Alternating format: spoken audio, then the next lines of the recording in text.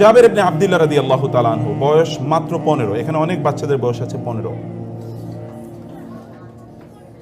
তার বাবা যখন মারা যায় তখন তার বয়স 15, এবং তার 7 বোন এর দায়িত্ব চলে এসেছে জাবেরের মাথায়।